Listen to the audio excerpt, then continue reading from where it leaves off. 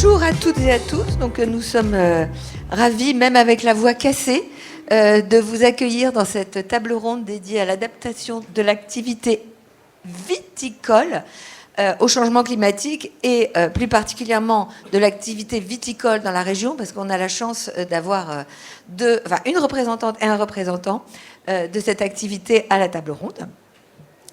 Je vais commencer par vous présenter les intervenants par ordre alphabétique, donc pas forcément comment ils se sont assis, mais ça n'a aucune importance. Donc Christophe Bousquet, ancien président du Conseil interprofessionnel des vins du Languedoc et vigneron au château Pêche-Redon, président de l'appellation Laclap. Alors j'explique, l'appellation Laclap, c'est entre Narbonne et la mer, pour que vous situiez.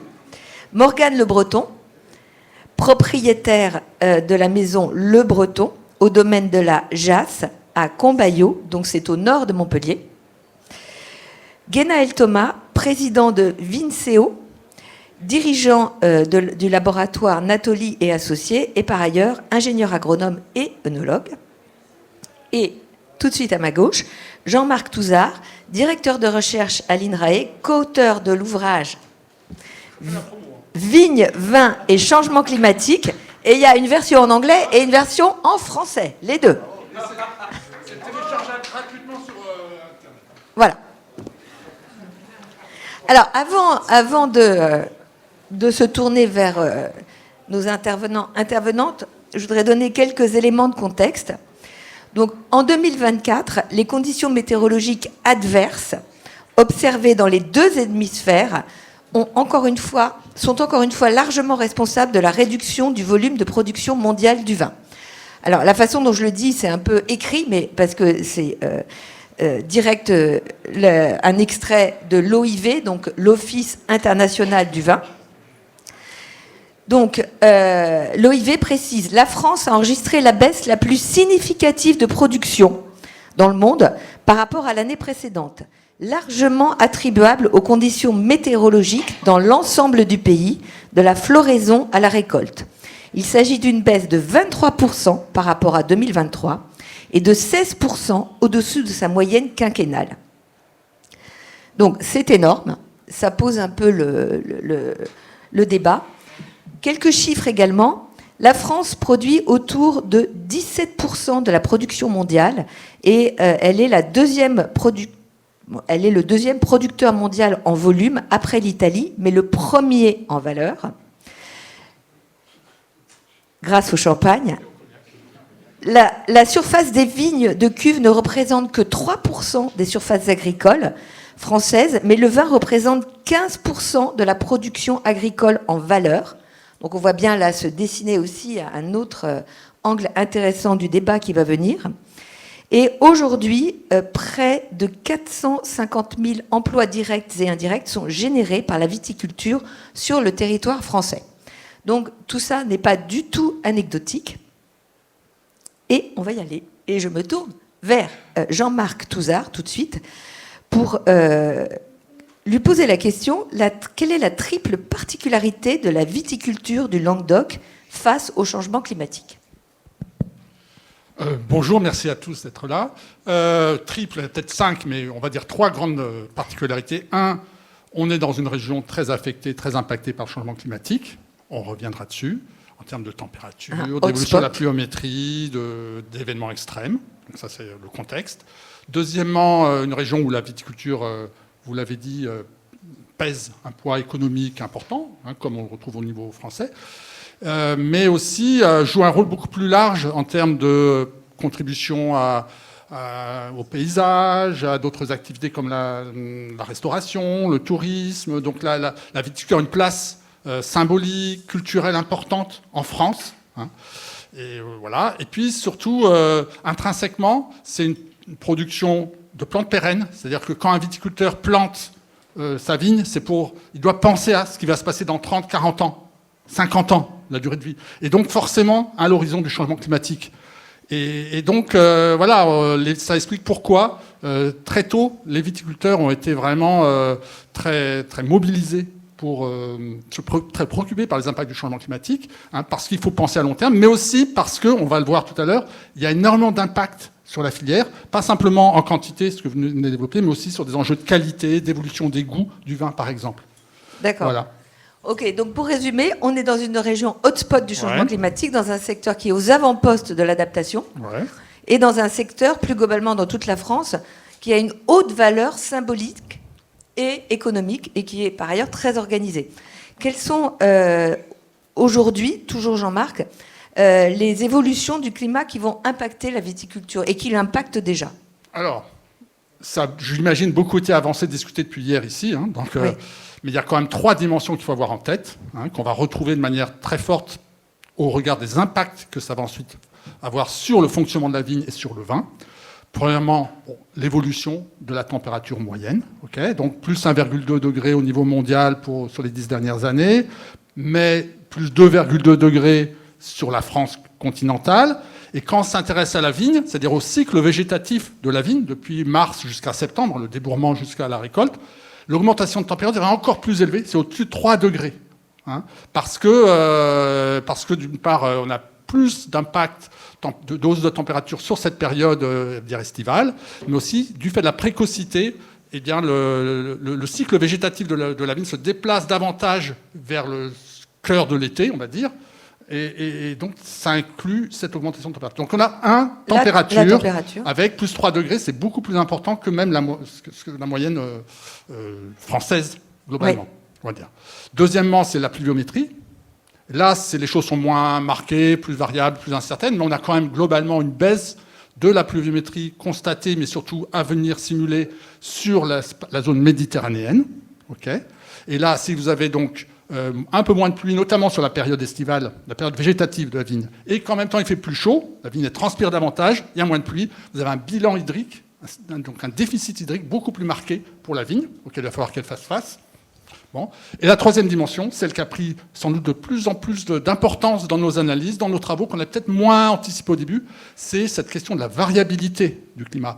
Plus d'énergie dans l'atmosphère, c'est-à-dire plus d'instabilité, ça veut dire des années qui se ressemblent moins, beaucoup de séquences climatiques inédites sur une même année, et surtout plus d'événements extrêmes, des vagues de chaleur comme on a connu ici en 2019, dans le Gard et l'Hérault, une vague de chaleur qui a grillé littéralement des vignes entre le Gard et l'Hérault, et puis évidemment des pluies torrentielles, des coups de sécheresse très marqués, très prononcés, etc. Donc température, stress hydrique, température, pluviométrie, et la variabilité, l'instabilité. Et l'instabilité, ça va jouer un rôle majeur sur cette production plante pérenne qui investit à long terme dans les relations avec son terroir, etc. Ouais.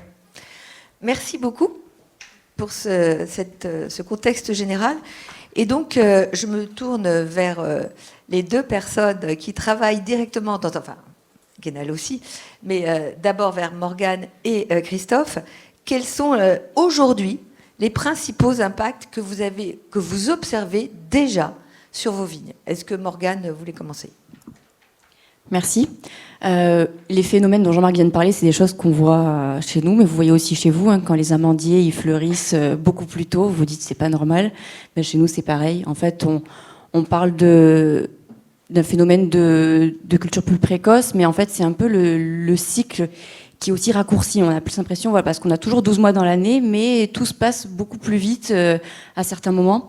Il n'y a pas une année, donc j'ai rejoint mes parents il y a 8 ans, il n'y a pas une année où il ne s'est pas passé quelque chose de spécial, où il n'y a pas eu un phénomène spécial. On a parlé de ces vagues de chaleur en 2019. Il faut savoir que sur ce millésime-là, en Australie, les vignerons découvraient le gel. Donc en fait, quand on parlait des 2 hémisphères, c'est ça, c'est des choses très spéciales qui arrivent et ça a des impacts sur le raisin in fine. Quand on a des gros pics de chaleur, la vigne va se mettre en dormance pour se protéger. On va avoir des raisins qui vont avoir beaucoup plus de sucre. Le sucre, c'est ce qui permet de faire de l'alcool pendant la fermentation. Et qui dit beaucoup plus de sucre dit plus d'alcool. Et quand les consommateurs nous demandent moins d'alcool dans les vins, forcément, on a des petits décalages entre ce que nous, on est capable de produire et ce que les consommateurs nous demandent. Et d'ailleurs, quand on a préparé cette table ronde, vous m'avez dit, il y a 30 ans, mon père avait une prime quand il atteignait 13 degrés. Oui. Alors qu'aujourd'hui... Aujourd'hui, on arrive chez nous, donc on est à 20 minutes d'ici au nord de Montpellier.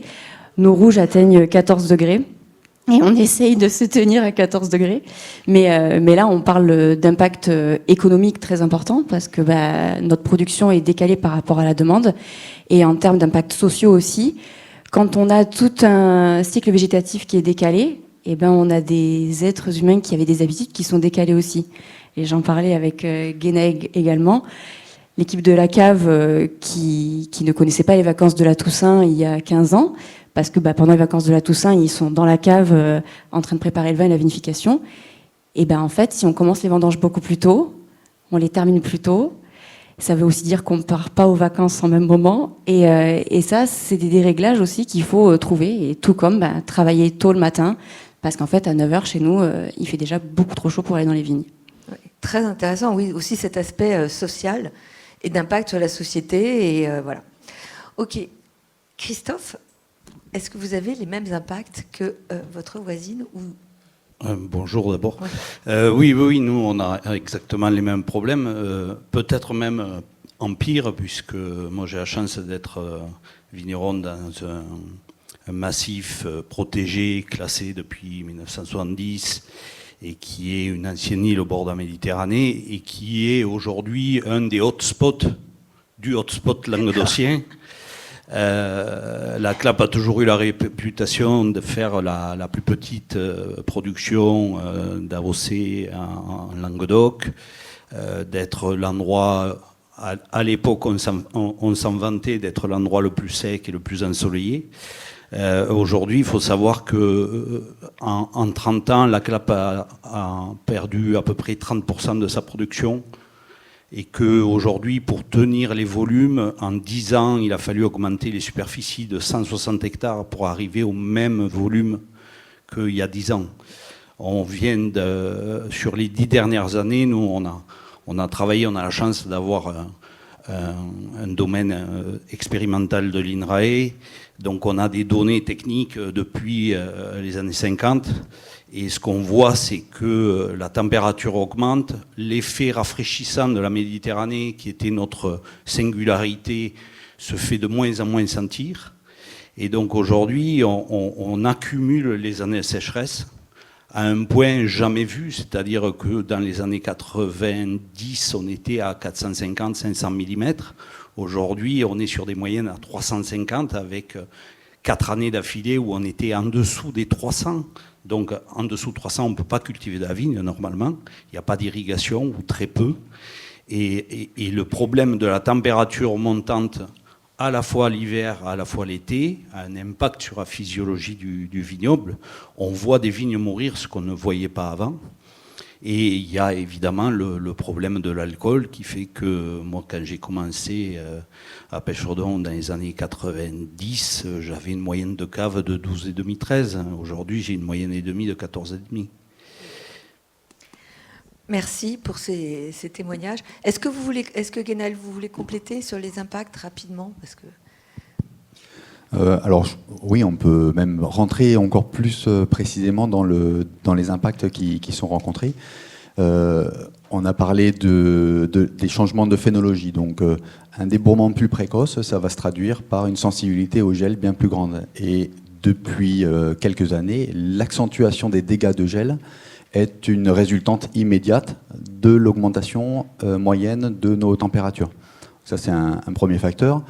On a parlé également aussi de l'avancée de la date de récolte. Ça se traduit aussi avec un stress hydrique plus important, des baies qui sont plus petites, une augmentation de la teneur en sucre et donc du potentiel d'alcool, mais ça se traduit aussi par une baisse de rendement. Et donc, ça va avoir un impact, au-delà de l'impact gustatif, ça va avoir aussi un impact économique très important sur l'approche de la production, sa question de valorisation. On parle parfois de 10, 15, 20% de perte en volume sur les 5 à 6, 8 jours avant la récolte. Donc on est sur des phénomènes climatiques, enfin météorologiques dans ces cas-là, mais qui sont issus de ces évolutions climatiques globales qui vont avoir un impact très, très important. On a également derrière, on n'en a pas encore parlé, l'émergence, j'allais dire la résurgence, mais l'émergence d'un certain nombre de nuisibles dans les vignobles qui sont très importants et qui sont nouveaux. Peut-être certains connaissent la punaise diabolique, peut-être que certains connaissent, alors on parle maintenant de la cicadelle africaine, on parle également de Cryptolabes, pardon. Tout ça, ce sont des insectes qui sont nouvellement dans nos vignobles et contre lesquels il faut réussir, alors non pas à lutter, mais à s'adapter. C'est-à-dire qu'on est vraiment sur une découverte de contraintes réellement qui viennent impacter à la fois nos choix techniques, les produits qu'on réalise et les stratégies de résistance par rapport à ces dégâts. On parle d'enjeux économiques qui sont à nouveau très importants. C'est pas 1% à la marge, c'est des dégâts qui peuvent vraiment détruire une partie très notable, parfois 50% de la récolte d'une parcelle ou de plusieurs parcelles. Voilà. Ça, ce sont des exemples complémentaires. Merci. Jean-Marc, pour conclure. Juste pour compléter, là, on a évoqué une série d'impacts plutôt directs sur les stades de développement, sur les rendements, sur les caractéristiques du vin avec plus d'alcool mais aussi moins d'acidité, sur des agressions de bioagresseurs. Il y a aussi des tas d'effets indirects, c'est-à-dire que le changement climatique va jouer sur tout l'écosystème, tout le milieu de la vigne, sur les paysages, sur le terroir au sens large. Je citerai juste l'exemple des incendies. Le risque d'incendie augmente. Et là, vous en connaissez un rayon sur la CLAB, vous en avez eu un il y a 3 ou 4 ans. Et du coup, un incendie, ça a un impact majeur parce qu'au-delà des effets de fumée, etc., c'est aussi un paysage qui se dégrade. C'est un milieu qui se reconstruit. C'est toute une image d'un vignoble qui peut affecter nos touristes, qui peut appeler toute la communication, toutes les valeurs qu'on associe au vin. Et donc, le changement climatique, c'est des impacts directs, mais c'est aussi des impacts sur le terroir qui conditionnent la création de la valeur au niveau concret, matériel, mais aussi symbolique. Merci. Donc, on va tout de suite passer au sujet. C'est comment on s'adapte à ça, maintenant qu'on a brossé le paysage un peu triste. Et on va commencer par ce qu'on pourrait appeler les solutions d'adaptation classiques. Morgane, est-ce que vous pouvez nous dire ce que vous avez mis en place chez vous ? Déjà, un chiffre avec lequel j'ai grandi, il faut 5 ans pour tester quelque chose et qu'on puisse mesurer si oui ou non ça a eu un impact sur le rendement, la qualité du raisin, etc. Avec tout ce qu'on vient de dire, on sait qu'on n'a pas 5 ans pour tester quoi que ce soit. Et donc on navigue un peu à vue. Je vais parler de 2 choses, le sol et l'eau. Et donc par rapport au sol, on a désormais une toute autre vision. On a cette image en tête des vignes propres, où il n'y a rien qui dépasse, c'est bien labouré. Aujourd'hui, c'est plus du tout ça. Et une vigne propre, au contraire, elle a plein de choses qui poussent de partout. Et au final, le vignoble et le domaine chez nous, il est vert toute l'année, avec des couverts végétaux l'hiver, avec de l'agroforesterie qui est testée. On a parlé, chez nous, on a de la chance quand même, on est un point chaud de biodiversité, donc on a naturellement une biodiversité. Naturellement, même si on la doit, la garrigue, on la doit aux hommes il y a un peu d'années quand même. Mais notre rôle, nous, il vient vraiment encourager le développement, sanctuariser des espaces et s'assurer qu'on ne va pas aller empiéter sur cela. Au niveau de l'eau, on va parler de l'irrigation aussi, même si on sait que l'objectif, c'est d'aller chercher des méthodes culturelles qui n'ont pas besoin d'avoir de l'eau. Aujourd'hui, on en a besoin et il faut trouver comment s'adapter. Chez nous, on irrigue depuis 30 ans et on a construit il y a 3 ans un réservoir. Une retenue hivernale, c'est des choses qui sont pratiquées déjà dans des terroirs qui ont les mêmes conditions que les nôtres, Afrique du Sud, Amérique du Sud, Australie. Donc c'est très simple, on a fait un trou dans l'argile, on collecte l'eau de pluie l'hiver pour pouvoir l'utiliser l'été, comme ça on va plus toucher à la nappe. Et en fait, il y a d'autres impacts indirects où on crée un nouvel espace humide avec une biodiversité qui se développe à foison et ça nous donne aussi un autre regard sur nos méthodes de culture. Et il y a une autre dimension à tout ça, c'est parce que c'est pas tout blanc tout noir et on va pas sortir d'ici avec les solutions en fait. C'est d'accepter les incohérences et les choix contradictoires Et c'est des fois, on parlait de la lutte, et donc adopter des luttes de biocontrôle qui vont peut-être être plus énergivores en termes de gasoil, qui vont avoir besoin de plus de passages de tracteurs. Mais on préfère utiliser des produits biocontrôle plutôt que des produits issus de la chimie. Mais en fait, c'est juste parce que on essaye de trouver un équilibre. Et donc c'est là où le choix de l'homme entre en jeu. Et ces contradictions, en fait, on est obligé de vivre avec. Et je pense que ce qui est important dans la première solution, c'est d'accepter de mesurer ses impacts et de s'en tenir responsable. Mais alors, justement, pour rentrer un tout petit peu plus dans les détails, donc la vigne n'est pas propre, vous laissez, pas propre au sens où vous l'avez employé tout à l'heure, vous laissez de l'herbe pousser, mais ça favorise pas justement toutes les petites bestioles dont parlait Guénaël tout à l'heure? Et bien en fait, c'est là où justement on laisse l'herbe pousser, mais il y a des herbes qui vont attirer des oiseaux par exemple, et les oiseaux qui vont manger les petites bêtes dont Guénaël parlait. C'est là tout l'intérêt de l'agroforesterie en fait, qui fait partie d'ailleurs d'une des recommandations du rapport du GIEC. Mais ce qui est très difficile, c'est qu'on n'a pas la liste d'arbres à planter justement. Alors pour justement, savoir. vous plantez quoi? Alors nous, on a ratissé large. Oui. Déjà, on a réuni un comité d'agroforesterie qu'on a créé avec des experts du village qui connaissent notre domaine, notre territoire, notre terroir. Et on a planté 40 espèces. Donc on a un verger, des fruitiers, des chênes, des poivriers. Il y a vraiment une multitude d'espèces pour apprendre. Parce que le but, c'est d'apprendre. Et c'est d'ailleurs une parcelle qui s'appelle école, parce que c'est l'école de la vigne, et on apprend plein de choses avec cette parcelle. Merci beaucoup. Christophe, qu'est-ce que vous faites, vous, alors? Nous, c'est encore plus compliqué, parce que nous, on a passé déjà ce stade-là. Moi, ça fait 25 ans que je suis en bio et que j'en herbe. Aujourd'hui, je détruis l'herbe. Je suis obligé de la détruire parce qu'elle devient réellement une concurrente. Et de toute façon, on est arrivé à un tel niveau de sécheresse que moi, je suis depuis 25 ans en enherbement naturel.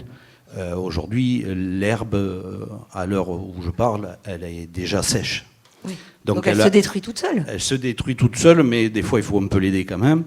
Parce que nous, on est arrivé à un stade de sécheresse... En matière d'eau, par exemple, on a un lac collinaire sur le domaine depuis 40 ans. Aujourd'hui, il est sec, et il est sec depuis 15 ans. Et quand il pleut fort, il peut arriver à se remplir, mais l'eau ne tient pas parce que elle s'évapore et puis elle pénètre les couches d'argile extrêmement sèches, qui était notre force avant et qui aujourd'hui est devenu un véritable combat, quoi, parce qu'une argile à renourrir d'eau, c'est beaucoup plus compliqué. Donc aujourd'hui, nous, on est obligé de voir les choses totalement différemment. On n'a pas ou très peu d'irrigation dans la Clappe. Moi, je suis sur un point culminant, donc c'est très compliqué. J'ai pas l'eau de la ville déjà pour mon domaine. Je me fais approvisionner en eau par camion-citerne depuis 18 mois. Ça n'est jamais arrivé au domaine. On avait un puits qui satisfaisait largement la vie du domaine, l'approvisionnement de la cave, les mises en bouteille, etc. Donc aujourd'hui, nous, on travaille plutôt sur une adaptation des cépages, voilà, une adaptation des modes de culture, et puis une adaptation, je dirais, psychologique du vigneron, qu'il va falloir apprendre à accepter que 25 hecto-hectares, c'est les bonnes années. Et ça, c'est compliqué. Ça, on va en parler après de l'adaptation psychologique. Mais juste, ces nouveaux cépages, ils viennent d'où ? Alors, moi, j'ai été à l'initiative pour mon appellation d'implanter des cépages qu'on appelle des VIFA, c'est-à-dire des cépages que l'on préconise pour l'avenir de la viticulture. Donc, j'ai fait venir des cépages siciliens, grecs, qui, a priori, étaient un petit peu mieux adaptés. Aujourd'hui, difficile d'en tirer des conclusions parce que j'étais le premier à le faire en 2019, avant, il fallait 3 ans pour avoir une vigne à peu près en bonne santé. Aujourd'hui, il faut pratiquement 6 ans pour arriver à avoir une vigne en production. Donc, c'est difficile de tirer des conclusions.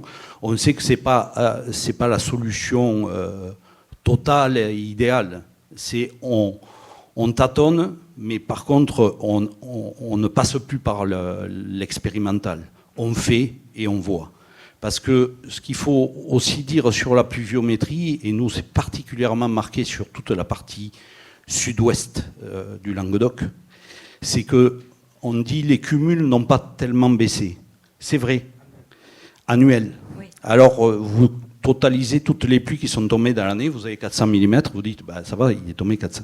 Or, on parle de pluie efficiente, c'est-à-dire qu'en dessous de 10 mm, normalement, la pluviométrie, on ne la compte pas. Et la particularité de cette évolution climatique, ce que disait tout à l'heure monsieur, c'est qu'on a énormément de petits épisodes de pluie qui n'ont strictement aucun impact sur les sols et sur la capacité de l'eau. Les sols sont trop durs.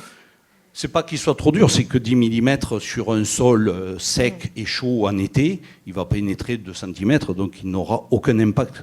Donc quand on enlève, sur une année comme 2024, si on enlève toutes les petites pluies en dessous de 10 mm qui ne comptent pas, on est à 150 mm, c'est-à-dire qu'on est officiellement subdésertique. Et là, la culture de la vigne est impossible. Alors justement, je profite de cette phrase pour évoquer une autre solution d'adaptation qui est peut-être un peu moins classique, et vous n'en êtes pas là tous les deux, mais on en a parlé en préparant cette table ronde, hein, c'est ce qu'on appelle la relocalisation. C'est-à-dire, vous avez dit la culture de la vigne n'est plus possible. Guénaël, vous connaissez des agriculteurs qui se sont déjà relocalisés, et quels sont les... Parce que est-ce que c'est la solution ? Est-ce que c'est très fréquent ? Alors, je ne sais pas si c'est la solution, mais j'ai plusieurs éléments par rapport à ça. D'abord, des éléments d'exemple.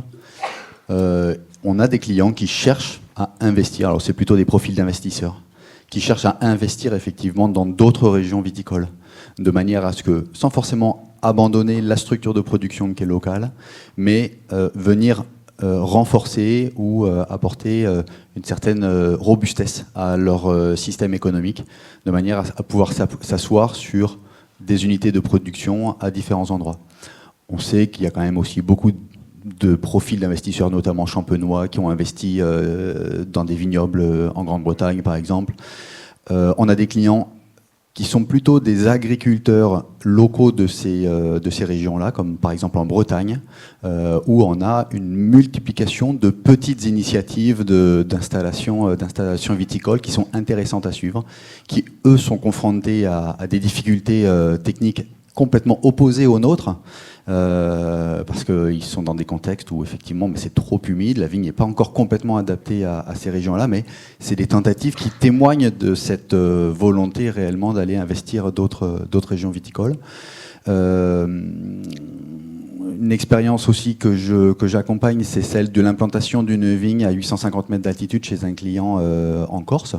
Et là, effectivement, lui, c'est un domaine viticole qui est implanté classiquement dans une zone de la plaine de Calvi, qui profite de l'arrivée d'une nouvelle génération sur la propriété pour lancer un projet d'un petit vignoble expérimental sur une petite surface et qui va justement venir tester cette potentialité. Alors, est-ce que c'est un modèle ? C'est une question qu'on s'est posée dans le cadre de l'association MNCO. On a fait des travaux de prospective pendant 3 ans avec à la fois l'Institut Agro et France Agrimaire. Dans ces travaux de prospective, effectivement, on a posé la question. C'est des travaux de prospective à horizon 2045. Donc effectivement, en intégrant énormément d'aspects à la fois climatiques, d'aspects sociologiques, d'aspects techniques, d'aspects économiques. Et on a posé cette question-là. Et très clairement, on y voit quand même de très fortes résistances, parce que les vignerons, ce sont des gens qui sont attachés, comme les agriculteurs de manière générale, attachés à leur terroir, attachés à leur terre, attachés à leur famille, à ce dont ils héritent, et ils ont beaucoup plus envie de dépenser leur énergie à construire l'avenir de leur patrimoine, davantage que de changer de patrimoine en quelque sorte. Alors, effectivement, on entend bien cet attachement au territoire, au terroir. On peut aussi penser que si on regarde les choses de façon plus systémique, il y a beaucoup de terres qui vont devenir inexploitables pour l'agriculture de façon générale et qu'on va se retrouver d'ici quelques décennies, peut-être même avant, devant un conflit d'usage des terres. Donc la question, c'est est-ce que la vigne sera prioritaire par rapport à faire pousser du blé ou du maraîchage ou enfin, c'est vraiment une question. Pardon ? Est-ce que c'est une question aussi que vous vous êtes posée ? Alors oui, bien sûr. On peut aussi tout simplement se dire que les choses vont s'effondrer d'ici là. C'est-à-dire qu'il faut avoir à l'esprit que la vigne reste quand même la plante méditerranéenne qui a le moins besoin d'eau dans sa culture. C'est-à-dire que toutes les tentatives qui vont consister à aller chercher d'autres cultures, et j'y ajoute de manière rentable. Parce il y a des oliveraies, elles produisent rien, un an sur deux, etc. Il y a des amandiers partout. Mais de là à construire une stratégie rentable pour les agriculteurs qui permettent réellement de subvenir et de pallier aux investissements et aux changements techniques que ça va impacter, on n'y est pas. Donc il n'y a pas d'alternative à la vigne dans la région. Il y en a quelques-unes. Alors, ça, on en parlera après. Mais moi, ma question, là, c'était vraiment sur le conflit d'usage des terres, qui est aussi un autre obstacle. Est-ce que vous voulez dire quelque chose là-dessus, Jean-Marc ?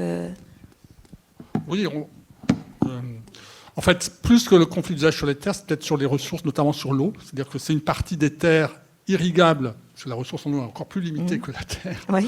C'est là où des enjeux de concurrence entre une production viticole et une production nourricière, des légumes secs, des fruits, peut se jouer. Par contre, la vigne va rester quand même, dans tous les travaux qu'on mène de simulation, au moins jusqu'en 2060, 70, après, va rester quand même intéressante comme la culture la mieux adaptée à un certain nombre de types de terres qui peuvent être irriguées ou non irriguées, sur des terrasses, avec des sols relativement profonds quand même, de coteaux méditerranéens, ou de plus en plus en altitude. Parce que tout à l'heure, on a évoqué donc cette question de la relocalisation.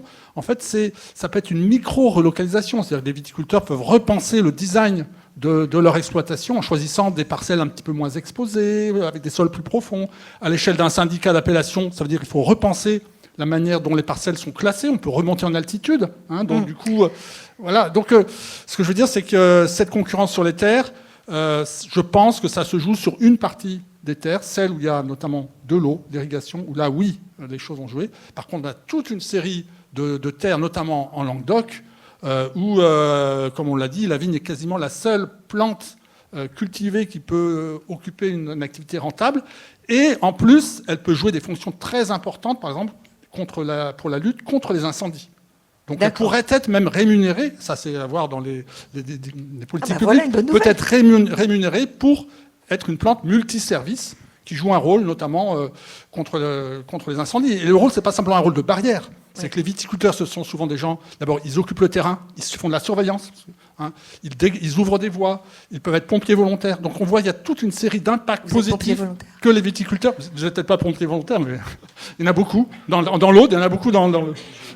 Voilà. Donc c'est juste pour dire, voilà, la concurrence plutôt sur les terres de plaine, moins sur d'autres plaines. Au contraire, il va falloir renforcer sans doute sur d'autres terres l'implantation de la vigne. Alors, j'en viens à la question suivante qui découle naturellement, si je puis dire. C'est que là, on a quand même parlé de beaucoup de changements, d'irrigation, de changements de cépage, éventuellement de relocalisation. Et donc, au-delà de ces solutions d'adaptation, est-ce qu'il n'y a pas besoin de changements institutionnels et tout ce qu'on appelle, globalement, les appellations d'origine contrôlée, est-ce qu'elles ont encore du sens dans le paysage tel que vous venez de le décrire, et sachant que on multiplie les dérogations. Donc Morgane, je vous passe la parole. Merci. Alors, donc je vais vous dire directement, notre domaine, il est en terre d'appellation d'AOC Grès de Montpellier, techniquement. Donc quand on fait, il y a une belle pyramide des appellations qui existe avec les AOC tout en haut. Ensuite, il y a les vins de pays, les IGP. Après, vous avez les vins de France. Donc, on est techniquement en terre d'AOC, mais nous, on fait de l'IGP. De l'IGP, donc du vin de pays DOC, dont le slogan est la liberté d'expression. Et ça vous dit globalement un peu la vision à laquelle on a. On fait du vin pour nos clients, donc avec des cépages qui leur plaisent, avec des pratiques culturelles qui sont en phase avec nous, ce qu'on fait, etc. Et en fait, aujourd'hui, j'ai une équation en tête. On a parlé du terroir. Pour moi, le terroir, c'est le climat, le sol et le choix de l'homme. Et cette équation doit être équilibrée pour pouvoir faire nos bouteilles de vin. Avec tout ce qu'on vient de dire, on vient de dire qu'on a quand même deux variables qui sont un petit peu déréglées actuellement. Et ça revient au choix de l'homme de trouver comment on va rééquilibrer cette équation. Et ces dernières années, quand arrive juillet, août, et où les vendanges vont arriver, et je vois plein de dérogations dans les appellations, je suis terrorisée déjà pour mes consoeurs et mes confrères, parce que je me dis, il y a les vendanges qui arrivent, ils se disent, est-ce qu'on peut irriguer, est-ce qu'on peut pas irriguer, il y a plein de choix qui sont mouvementés, et je me dis, qu'est-ce qui a du sens à la fin, en fait, sur ces choix de cépage, sur ces pratiques, qui découlent d'une culture très, très française. Et donc ça, je vais vous citer des confrères qui ont participé à écrire le cahier des charges des appellations et qui me disent, mais en fait, pardonnez-moi l'expression, mais je cite, qui me disent, on a été cons, on s'est mis des bâtons dans les roues, on a voulu se mettre plein de contraintes, parce que c'est très français, de se mettre des contraintes, pour se dire, contrainte égale qualité. Si ça a été très très dur pour moi d'y arriver, le résultat en vaudra la chandelle. Et aujourd'hui, avec toutes ces pressions qu'on a, je pense que le système d'appellation, plutôt que de se soucier d'enjeux, des sujets économiques sur lesquels ils travaillent, à savoir parce que le seul point commun pour les appellations, pour les vignerons, c'est en effet une liste de cépages et un prix à l'hectare, donc le prix de la revente à l'hectare. Ils devraient plutôt se tourner sur... Aujourd'hui, ce qui nous rassemble, ce sont toutes ces difficultés liées au climat et pas seulement à combien on va revendre nos terres. Merci. Christophe, vous, en tant qu'ancien président du Conseil interprofessionnel des vins du Languedoc, est-ce que vous avez un avis sur cette question du maintien de l'AOC ou pas ? C'est une question qui se pose évidemment depuis quelques années et beaucoup de vignerons portent un discours un peu dans la volonté de rebattre les cartes. Je pense qu'il faut rappeler ce que c'est l'AOC. L'AOC, ce n'est pas une notion qualitative, c'est une notion culturelle. C'est-à-dire quand vous prenez un fromage, un saucisson AOC, c'est parce qu'il a une particularité faite à un endroit donné. Et ce qu'on a développé en Languedoc depuis 40 ans, cette notion d'AOC, comme toutes les autres AOC françaises, c'était de mettre en évidence une particularité, une singularité d'un vin avec un mode de production bien déterminé à un endroit donné. Aujourd'hui, évidemment, quand il y a une partie du discours de l'AOP qui est chamboulée par ces évolutions climatiques, on est bien obligé de se poser des questions. Alors, l'AOC, ce n'est pas totalement figé. On est tous, moi le premier en tant que président d'appellation, on est déjà en train de travailler sur notre cahier des charges de production pour le réadapter, pour aller plus dans le sens des évolutions nécessaires, mais les AOC français, ils ont toujours évolué. Le cahier des charges Châteauneuf-du-Pape, qui est la plus vieille appellation française, n'est pas le même depuis 85 ans. Donc aujourd'hui, on a un Institut national des appellations d'origine contrôlée qui décide sur la notion AOC. Avant, pour faire bouger une ligne, il fallait 10 ans. Aujourd'hui, on fait bouger des pages entières en moins d'1 an. Donc, mais du coup, est-ce que ça a encore du sens ?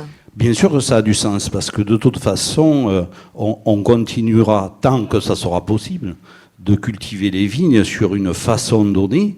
Cette notion culturelle de l'AOC, c'est le reflet d'un paysage, c'est le reflet d'une culture, c'est le reflet d'un endroit. Ce n'est pas qu'une notion qualitative. Et à côté de ça, la plupart des vignerons en AOC ont aussi la liberté d'adhérer à l'AOC ou de ne pas y adhérer. Moi, le premier, je suis en AOC, mais je fais aussi des vins de France quand je veux avoir des espaces de liberté. D'accord. Donc, vous êtes plutôt pour le maintien pour l'instant, avec une évolution. La vraie question qui se pose aujourd'hui dans les AOC en France, la vraie question, c'est est-ce qu'il y aura, et ça a été posé ouvertement au niveau des AOC français, est-ce qu'il y aura une délocalisation des appellations ? Ça fait partie des solutions. Ça sera un peu bizarre d'acheter du Beaujolais qui viendra d'Alsace, mais c'est un peu cette logique-là. Et ça peut être aussi une remise en question totale de la production à l'endroit donné. Jean-Marc, quand on a sur cette question des AOC, quand on a préparé la table ronde, vous m'avez dit la promesse d'un vin d'appellation, il faut lâcher sur la typicité. Maintenant, ça doit être désormais la gestion durable des ressources locales. Est-ce que vous pouvez Oui, développer? c'est-à-dire qu'on voit bien qu'on a deux positions qu'on retrouve partout dans le vignoble, entre la volonté d'expérimenter, d'avoir des espaces de liberté sur de nouveaux cépages, aller vite, parce qu'il faut aller vite pour s'adapter, puis la volonté de rester dans quand même tous les investissements collectifs, parce que derrière une appellation, c'est un collectif de producteurs associés à la gestion d'un espace et qui avaient construit des cahiers des charges qu'on pensait un peu immuables, pour un vin qu'on pensait immuable, dans un climat qu'on pensait immuable. Et tout ça, c'est cassé, enfin, c'est terminé. Et donc, moi, je pense qu'il y a toujours, évidemment, l'intérêt d'avoir coexistence de différents types de dénominations, donc appellation, IGP ou vin de France, c'est très très important et ça donne de la flexibilité.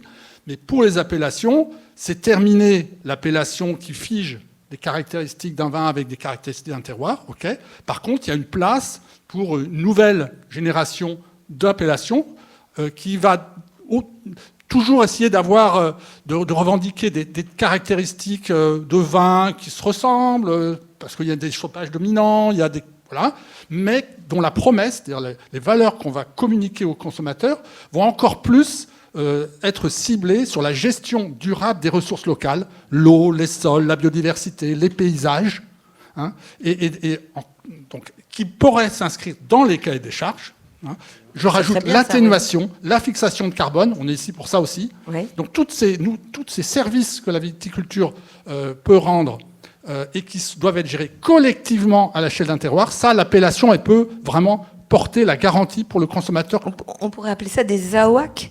Oui, il y en a des appellations d'origine durable, il y en a qui... Il y a déjà oui, non, durable, voilà. Mais donc, il y a place pour des appellations à condition qu'elles ont déjà commencé, ou elles s'ouvrent un peu à l'innovation, vous avez les VIFA, vous avez mentionné, mais aussi que leurs promesses accentuent la question de la gestion durable de toutes les ressources locales d'un terroir.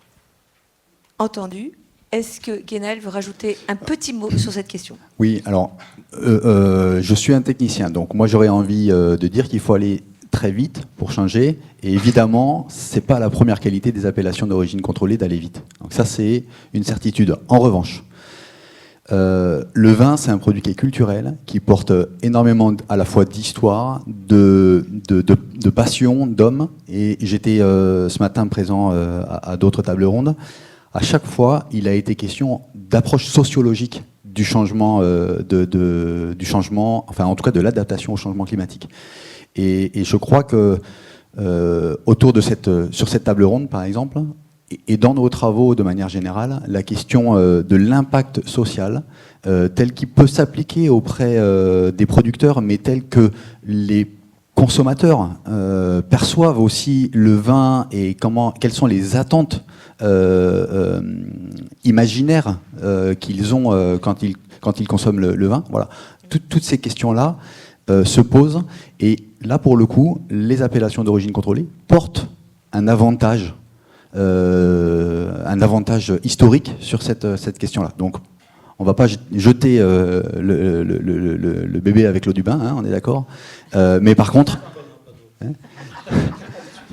Non, mais par contre, voilà, il faut vraiment accélérer ces questions-là. Oui.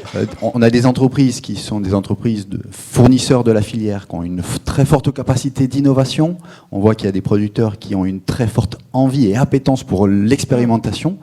Il faut que tout ça bouge plus vite, que les gens se rencontrent et qu'on fasse bouger les habitudes. Alors, c'est la transition parfaite vers la partie suivante, puisque on a évoqué aussi que il y avait une transformation du métier de vigneron.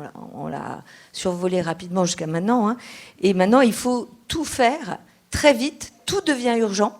On n'a plus le temps de l'expérimentation, et en plus, on est dans un univers incertain où tous les repères bougent. Christophe, quand on a discuté, vous m'avez dit, mais Morgane l'a évoqué également, le terroir, c'est un tabouret à 3 pieds, le sol, le cépage et l'homme qui le travaille. Or, les deux premiers sont en train de changer, le dernier doit évoluer aussi. Comment est-ce que vous vivez ça psychologiquement? Et je repasserai aussi la parole à Guénaël, qui avait quelque chose à dire sur l'intuition du vigneron. voilà, enfin, le vigneron travaille avec son intuition et maintenant c'est complètement différent. Mais vous collaborez avec les scientifiques, tout va plus vite. Comment est-ce que vous adaptez à ça psychologiquement? Psychologiquement, on est un peu obligé. Oui. Alors, soit on va voir un psy, soit on essaye d'être un peu dans la résilience. Non, ça rejoint ce que a dit Gwenaëlle, c'est que on a une obligation d'adaptation. Ça va effectivement très vite. Je crois beaucoup, sinon je ne m'investirais pas comme ça, au collectif. Parce que le collectif donne une force de moyens, une force de conviction et des échanges aussi, de vision. Et aujourd'hui, on est bien obligé d'essayer de faire vite. Alors il faut qu'il y ait des leaders pour pousser les gens à bouger les choses. On est effectivement toujours en relation avec le plus de scientifiques possible, parce qu'on a besoin aussi de leur parole pour convaincre.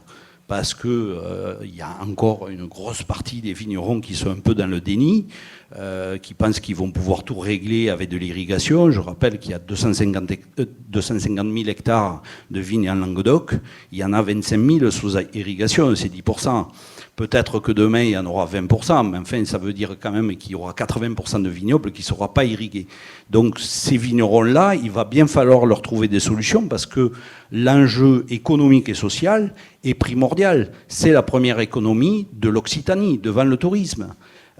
Donc, il y a des endroits en Languedoc, si vous enlevez la vigne, c'est la mort du village, c'est la mort des espaces, c'est les incendies, et c'est un véritable cataclysme. Voilà, donc l'adaptation est nécessaire. Donc Jean-Marc, là, sur le fait que vous devez collaborer, vous avez changé, vous aussi, vos méthodes de travail avec les vignerons? Oui, alors juste, tiens, je peux reprendre l'exemple de ce bouquin. C'est une douzaine d'années de recherche, le projet La Cave, que j'ai coordonné avec ma collègue de Bordeaux, Nathalie Ola.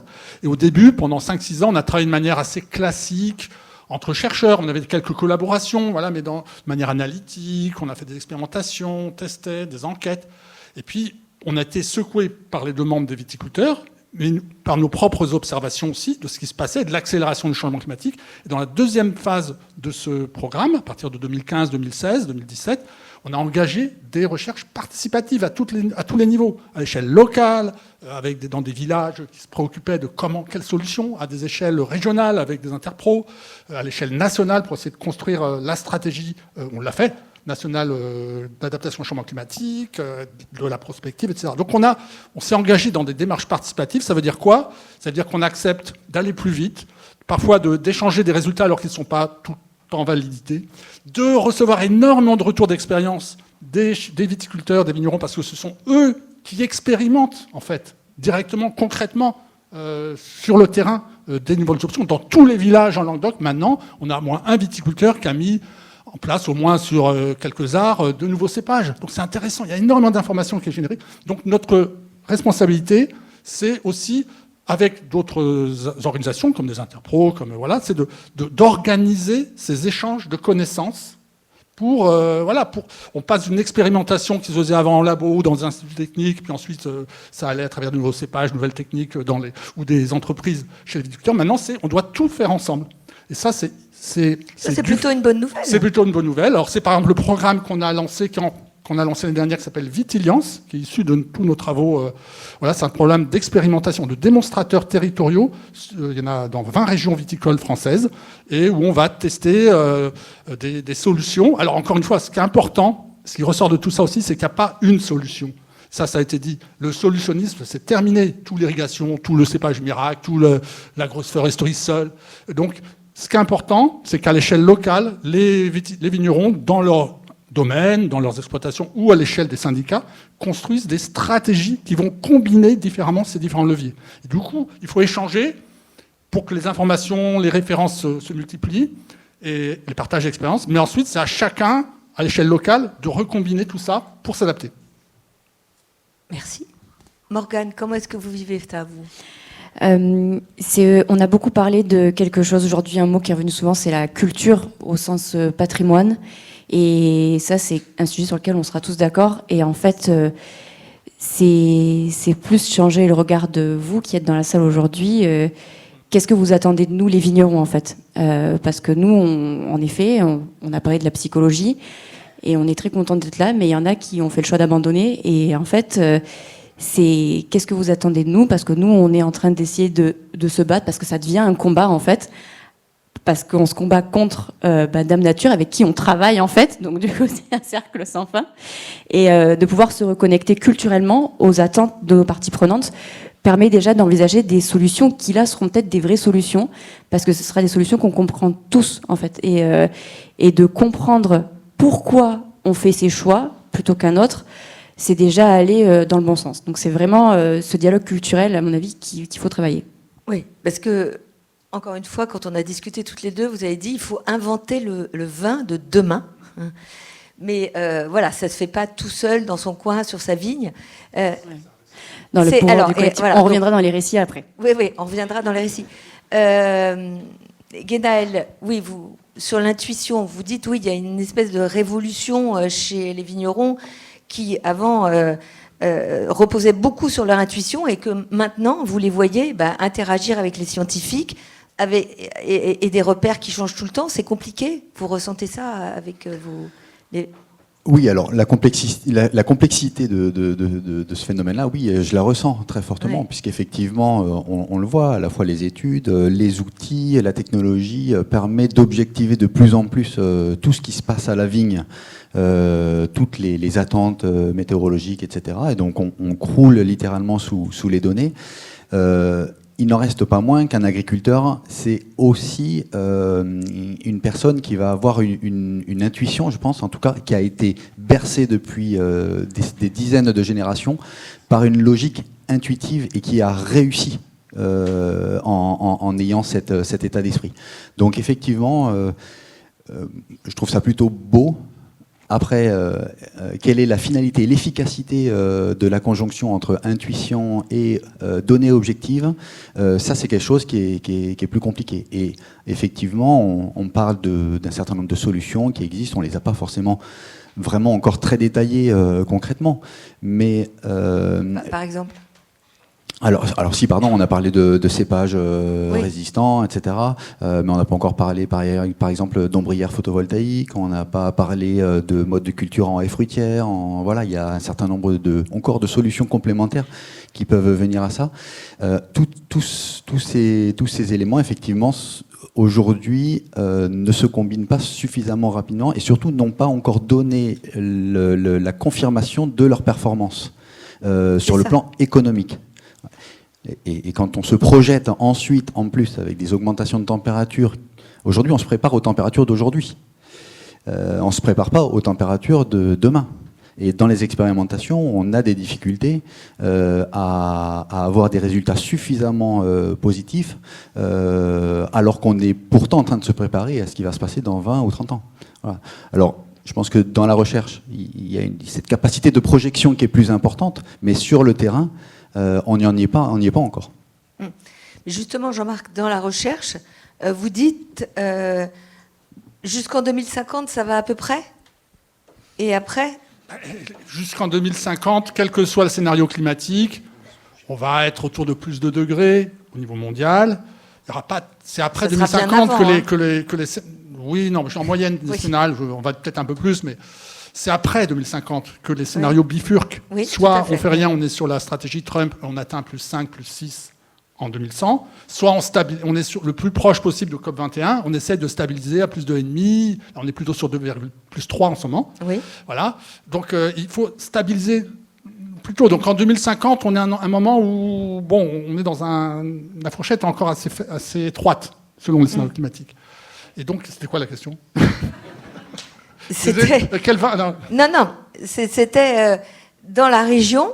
Est-ce qu'on est assuré de pouvoir faire du vin jusqu'en 2050? Donc nous, on a des collègues l'année dernière ont publié justement, puis encore récemment, il y a un mois, des articles, on fait des simulations à l'échelle mondiale. Voilà. Non, mais dans la région. Et justement, pour dire que dans la région, on reste en 2050 une région où on peut faire du vin planter de la vigne pour faire du bon vin. Ok. Alors, je vois vos deux voisins. Voilà, mais par contre, ce qui n'est pas le cas dans le sud de l'Espagne, ce n'est pas le cas dans le sud de l'Italie. Ok.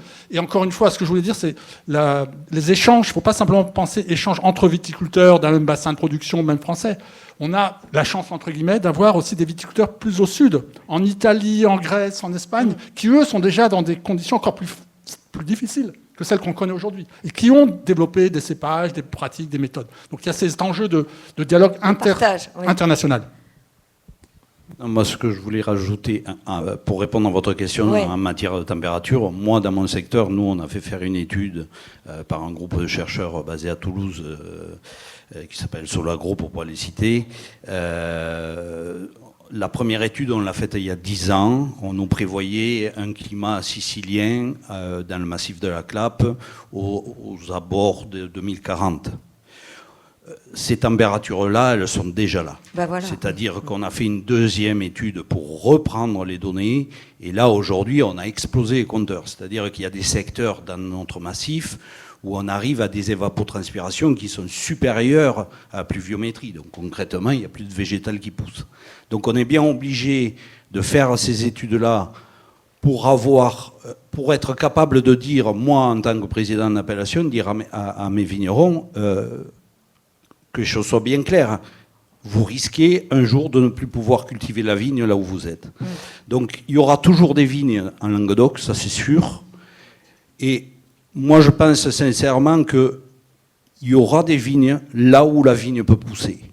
Et là où la vigne a des difficultés à pousser, elle disparaîtra. Ça, c'est une... Ben oui, c'est une super... On n'en est pas à la conclusion, mais Morgane... La question, au tout début, c'était sur l'instinct. Et quand on a posé la question, est-ce qu'en 2050, il y aura encore des vignes pour faire du vin? En fait, là, mon ventre, il dit non. On écoute les recherches, etc. Mais en fait, l'instinct et la première image qu'on a, c'est non. On va parler dans les récits, justement, tout ce qu'il y aura. Et voilà, la vigne pour le vin. La vigne peut servir à d'autres choses. Mais là, l'instinct, quand on y pense, en fait, non. Et on parle de l'enjeu climatique, mais bien sûr, il y a d'autres enjeux aussi socio-économiques qui aussi vont pas aider le sujet. Gardez le micro, Morgane, parce que justement, ces fameux nouveaux récits, abordons-les, le temps presse. Qu'est-ce que vous voyez comme nouveaux récits autour de la vigne et du vin? On en a tous parlé, et en fait, c'est vrai qu'aujourd'hui, nous, on a une image du parc naturel agricole, avec un domaine, des milieux, des rivières, des bosquets, des garrigues, des forêts et de la vigne, où tout ne sert pas forcément à faire que du vin, en fait. Le raisin fermenté peut aussi peut-être servir à faire du cuir végétal, à faire de la cosmétologie. On a parlé des vignes qui sont des coupe-feu. Ça, c'est un énorme enjeu sur le territoire. On peut aussi parler de la reconnexion au paysage. Parce que malgré tout, même si je me dis en 2050, ça sera compliqué, moi, je ne veux pas voir mes paysages disparaître. Et je veux continuer à investir pour qu'ils restent là. Peut-être que leur destination va bouger, mais en tout cas, qu'ils soient toujours là. Donc c'est vraiment ce pourquoi, aujourd'hui, on travaille. Mais en effet, c'est tout un collectif. Et donc c'est pour ça qu'aujourd'hui, déjà, on fait rentrer les gens dans nos vignes. Parce que peut-être, vous tous ici, vous consommez du vin, vous appréciez du vin, vous voyez ce que c'est une vigne, vous savez qu'il y a les vendanges en même temps que la rentrée des classes, mais il faut rentrer dedans pour voir ce que c'est. Vous avez des journées portes ouvertes? Oui. Oui. Donc en effet, on a fêté les 30 ans du domaine ces 2 derniers jours, et je suis toujours épatée et surprise de voir des gens qui me disent on passe devant chez vous tous les jours pour aller au travail. On savait même pas que vous faisiez du vin. Déjà, je me dis quand même, il y a des vignes tout autour. Mais en fait, voilà, c'est cette déconnexion et qui fait aller pousser des portes, aller regarder, aller poser des questions. Et il n'y a pas de mauvaises questions. Et c'est pas parce que le vin, c'est un produit historique issu du patrimoine français, où on aime bien dire plein de gros mots que personne ne comprend, qu'il faut pas oser en fait poser des questions avec des mots que vous comprenez, parce que je pense que c'est comme ça aussi qu'on fera survivre le vin jusqu'en 2050. D'accord, donc nouveau récit, c'est on maintient les vignes là où elles peuvent pousser, et peut-être qu'elles auront d'autres finalités. Voilà. Juste un petit mot, ouais. Une autre finalité aussi économique. On en a très vite parlé. Justement, peut-être qu'un jour les vignerons seront payés pour tenir les vignes. C'est pas peut-être un jour, ça existe déjà aujourd'hui. Ça s'appelle les mesures compensatoires. Et ça, c'est un énorme sujet où en effet, on pourrait bénéficier de toutes les connaissances, toutes les compétences des vignerons pour tenir des espaces, des territoires qui ont une valeur sociale, patrimoniale, de biodiversité également, où tout ne servira pas à faire du vin, mais où en tout cas tout servira à faire d'autres choses qui seront cette fois-ci utiles pour la société, parce que le vin n'est pas utile pour la société aujourd'hui. Enfin, ça dépend de ce qu'on entend par utile. Alors, en fait, c'est la conclusion, les nouveaux récits, hein, parce que le temps a galopé. Donc, si vous pouvez conclure rapidement, puis après je passerai Guénaël sur les nouveaux récits. On a parlé de sociologie, je crois qu'il y a effectivement un travail de pédagogie qui est très important à faire. Je vais prendre un exemple. Je discutais avant-hier avec un vigneron qui il est à la fois coopérateur et vigneron particulier. Il me demandait ce qui devait rentrer comme raisin dans sa cave cette année pour la production des vins de 2025, puisqu'il doit s'engager à la cave coopérative. On a commencé à parler des blancs. Il produit notamment habituellement du chardonnay. Il va pas garder son chardonnay aujourd'hui. Il va l'envoyer à la cave coopérative parce qu'il a une meilleure chance de valorisation à la cave coopérative. Il est en bio, ce vigneron.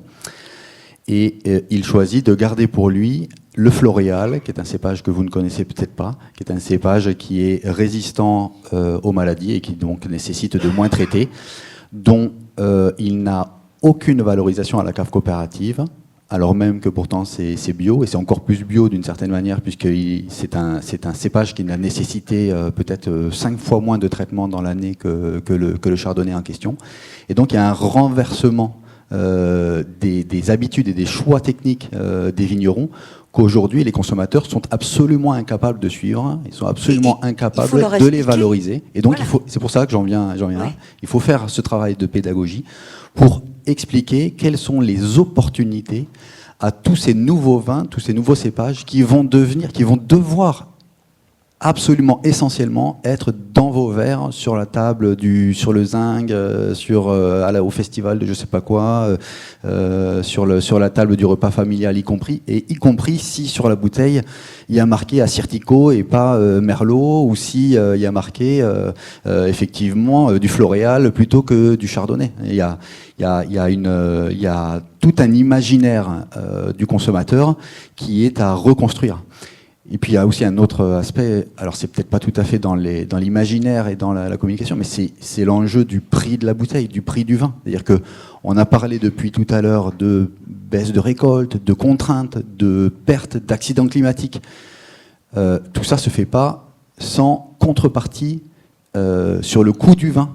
C'est-à-dire qu'il faut, alors ça va être pareil pour le produit, la salade bio que vous achetez chez le petit maraîcher à côté de Nîmes ou de je sais pas quoi, en circuit local. Bah oui, cette salade, elle coûte plus cher que la salade qui vient du Maroc, par exemple. Enfin, je parle, la salade est peut-être pas le bon exemple, la tomate, on va dire. Hein, voilà.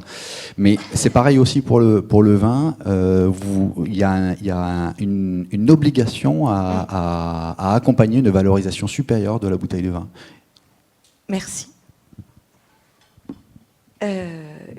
Oui, sur les nouveaux récits, et puis après Jean-Marc. Sur les nouveaux récits. Oui.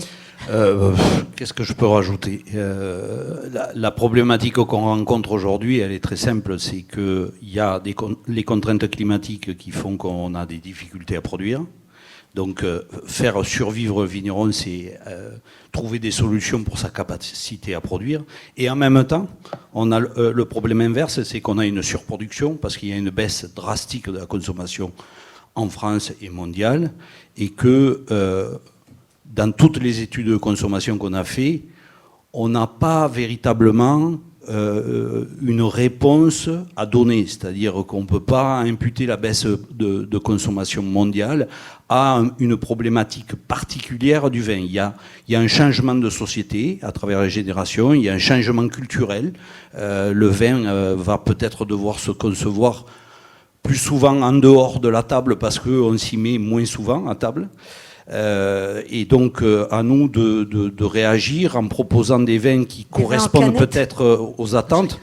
On ne sait pas, peut-être le contenant, effectivement, parce que une bouteille de 75 centilitres au restaurant, c'est le troisième invité à table, hein, quand on est deux. Donc, il y aura des questions à se poser sur le style des vins, sur la typicité que l'on peut vendre, et la notion culturelle qu'on pourra porter là-dedans, parce que malgré tout, ça reste un patrimoine, et un patrimoine qu'on a envie de conserver. Donc, il va falloir jouer un peu sur tous les tableaux, quoi. Merci Christophe. Jean-Marc, rapide. Très rapidement, je vais juste aller dans le sens de ce qui vient d'être dit. La filière vigne et vin, les viticulteurs sont confrontés à une double crise majeure, à la fois climatique et économique, liée à l'évolution de la demande, des modifications de la demande de vin. Ok.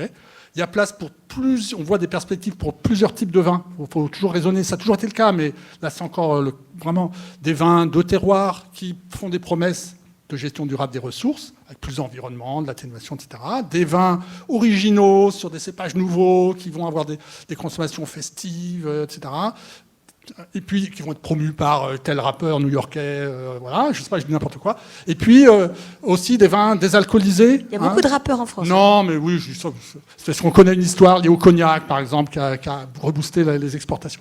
Ou des vins désalcoolisés. On peut maintenant descendre à 8,5 degrés, quoi, pour faire des vins. Oui, mais à quel prix? Et Ah donc- bon, on n'en a pas parlé. Non, mais là, du coup, on rentre dans le champ de la bière, par exemple. Mais ce que je voulais juste dire pour terminer, c'est que quelles que soient ces différentes perspectives, où il y a de la technologie, de l'organisation, de l'expérimentation, la valeur du vin sera toujours liée aux valeurs qu'il porte, c'est-à-dire aux récits qu'on va mettre en avant, aux dimensions environnementales, nouveautés, éthiques qu'on va lui incorporer.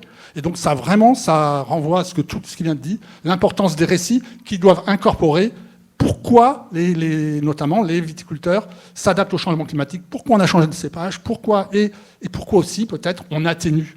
On n'en a pas beaucoup parlé, mais pourquoi on cherche à capturer du carbone dans nos vignes grâce à des arbres, pourquoi on réduit le poids des bouteilles pour avoir moins d'impact carbone, pourquoi on fait plus de vrac et moins de bouteilles à l'export pour aussi réduire nos impacts. Oui, effectivement.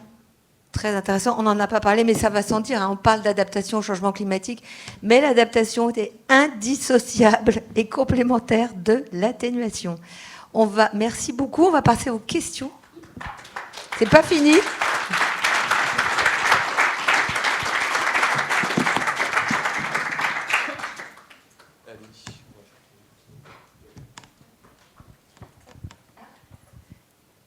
Bonjour, merci beaucoup pour l'échange, c'était vraiment riche. Je pense que c'est un des premiers échanges sur la viticulture où je trouve que ça m'apporte plus de réponses à la problématique. Alors j'avais une question par rapport au nouveau récit que vous avez développé. Si on part, par exemple, si on est vraiment concret sur après 2050, viticulture très compliquée, et qu'on part sur des exploitations où on considère la vigne plutôt comme un coupe-feu, je vois ça comme point qui est ressorti. Est-ce que, donc première question pour la partie un peu recherche, est-ce qu'il y a des émergences de projets, notamment projets pilotes, pour avoir des idées d'orientation technique pour limiter l'intervention du vigneron? Parce que cultiver la vigne juste entre guillemets pour du coupe-feu, on va pas passer trop de fertilisants, on va peut-être enlever un rang sur deux, les produits phyto, il faudrait peut-être les limiter, donc peut-être des résistants. Je sais pas, est-ce qu'il y a des projets là-dessus? Et deuxième question, plus pour les vignerons et pour les vignerons. Est-ce que vous seriez d'accord avec l'idée de shifter de métier, de garder peut-être un revenu lié aux compensations que rapporteraient ces vignes coupe-feu? À quoi vous êtes ouvert, parce que souvent c'est un métier auquel on est très attaché, l'agriculture ou la viticulture. Est-ce que vous seriez ouvert à d'autres types d'activités sur l'exploitation? Est-ce qu'il y a le no-tourisme, mais si du coup on fait plus de vin, ou alors garder une petite partie sur la partie, voilà. Merci. Il reste très peu de temps, donc on va prendre une autre question et puis vous allez répondre. Oui. Oui, merci. Question courte. Donc, oui, tout à fait très courte. Bon, en particulier l'appel de Morgane à avoir des témoignages. Bon, moi, je vais donner mon témoignage. J'ai eu un changement de consommation de vin. Avant, il y a 10-15 ans, j'achetais des bouteilles à 5 € la bouteille. Maintenant, j'achète des bouteilles à 10 € la bouteille. Et j'ai remplacé mon vin par du martini. Est-ce que vous avez une question, Alors, monsieur? ben voilà. Est-ce que qu'est-ce que ça vous dit ce type de discours? Ok. Voilà. Donc on va laisser. Alors on va déjà répondre à ces deux premières questions. Donc Christophe Bousquet, est-ce qu'il y a une valorisation de l'aspect coupe-feu? Et puis, deux, est-ce que vous êtes prêt à avoir un métier complémentaire, c'est ça, hein? Voilà. Je vais répondre sur la deuxième question. Je laisserai Jean-Marc en parler parce qu'on travaille sur un projet sur les vidéos coupe-feu. Sur le changement de métier, comment vous dire? Moi, j'ai 400 ans de viticulture dans ma famille. Autant vous dire que quand je suis sorti de l'école, je suis allé direct en école d'œnologie. Hein, j'ai pas réfléchi 2 secondes. Changer de métier, non. S'adapter, oui. Alors, peut-être que le métier de vigneron deviendra un métier annexe, ou en tout cas un métier qui sera fait pas à 100% dans notre... Donc oui, complémentaire.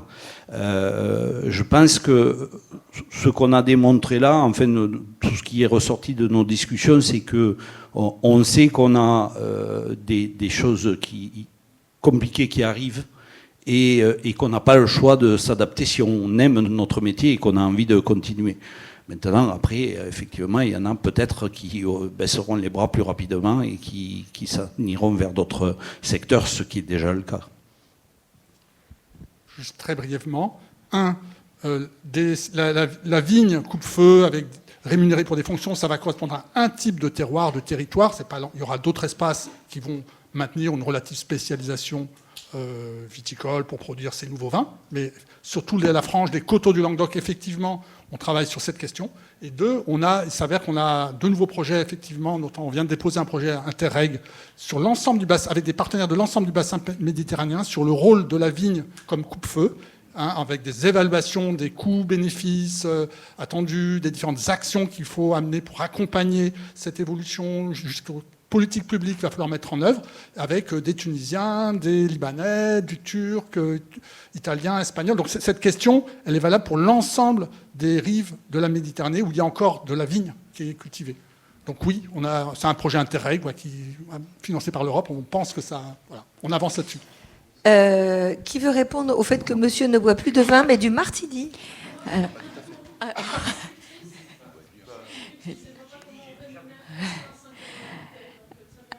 Alors, en effet, j'ai plein de questions à vous poser parce que ça veut dire qu'à un moment donné, les vendeurs de vin vous ont perdu, en fait. Et donc, du coup, on a perdu le dialogue avec vous pour savoir justement pourquoi nos vins ne répondaient plus à vos attentes. La moitié de ma question, j'ai dit au début que j'étais passé du vin de 5 € la bouteille à 10 € la bouteille. Mais maintenant, vous buvez du martini. J'en bois moins et il y a une partie que j'ai remplacée par des martinis. Voilà, c'est tout. Vous investissez plus, du coup. Très Okay. bien, merci. On va prendre une autre question. Merci. Oui, alors moi j'ai une question. J'ai pris connaissance de plusieurs domaines qui avaient diversifié leur modèle économique en intégrant notamment une partie œnotouristique et aussi une partie oléoculture. Je voulais savoir ce que vous en pensiez. Est-ce que vous pensez que ça peut être porteur de diversifier? Et est-ce que l'oléoculture pourrait être pertinente dans le bassin méditerranéen? Donc c'est des oliviers? Ok. Oui, tout à fait. On n'a pas parlé de nos tourismes, mais j'ai failli rajouter cette dimension-là au récit. C'est quelque chose aujourd'hui qui a déjà fait sa démonstration en termes d'efficacité économique, enfin en termes d'accompagnement et de relations, en termes de contact entre la production, la consommation. Donc c'est une brique essentielle de la capacité des exploitations à s'adapter. En termes d'activité, en termes de valorisation économique, en termes de lien social, c'est indéniable. Sur la partie oléiculture, on l'a évoqué un petit peu tout à l'heure, la vigne reste la culture qui va être la moins consommatrice, pratiquement la moins consommatrice d'eau, et l'oléiculture, de manière rentable, va être plus consommatrice. Donc elle va être adaptée à un contexte pédoclimatique qui va être beaucoup plus adapté, enfin en tout cas qui va être adapté, c'est-à-dire avec des sols quand même relativement profonds, des sols qui vont être adaptés justement pour cette dimension. L'oléiculture a la chance de s'appuyer sur une filière qui existe quand même en France, une filière de transformation avec un certain maillage de moulins et une capacité à produire, à transformer, à conditionner, et une attente des consommateurs. En revanche, elle n'a rien à voir avec la culture oléicole espagnole ou même italienne en termes de modèle économique. Il y a des perspectives, parce que, comme je disais, à partir du moment où il y a une filière qui existe, c'est plus facile de la faire progresser. Et il y a un contexte, on va dire, régional en Europe qui peut être éventuellement favorable, c'est la très forte diminution de productivité des oléiculteurs en Espagne. Donc il y a un contexte qui peut être favorable. À cause du changement climatique. Donc, à cause du changement climatique. Ça va arriver en France. À cause du changement climatique. Donc, est-ce qu'il faut dire à tout le monde de shifter sur l'olivier? Non, parce que sinon on va aller à la catastrophe en termes de besoins en eau. Est-ce que ça peut être une source de revenus complémentaires? Oui, dans la condition où c'est bien mené sur le plan technique. Voilà. On a le temps de prendre une dernière question. Il est 15h01. Allez. Bonjour, merci beaucoup. On a parlé des nouvelles variétés, donc des hybrides et puis des variétés développées. Est-ce qu'il y a un risque d'appropriation ou de privatisation, entre guillemets, de ces nouveaux hybrides? Est-ce que vous luttez contre d'une certaine manière? Comme les semences, vous voulez dire? De toute façon, les nouvelles variétés sont produites par nous, INRAE, on a associé avec l'IFV, on a des variétés résistantes qui sont vendues avec un brevet et qui sont plus chères que des variétés non résistantes. Voilà, donc toutes les variétés, à partir du moment où vous achetez sur le commerce, oui, je vois pas... Il y a une appropriation qui est nécessaire, il y a eu du développement, il y a des investissements. Après, il y a aussi la possibilité que certains viticulteurs tentent d'avoir, de faire eux-mêmes la production de vignes, mais c'est beaucoup plus aléatoire. Hein.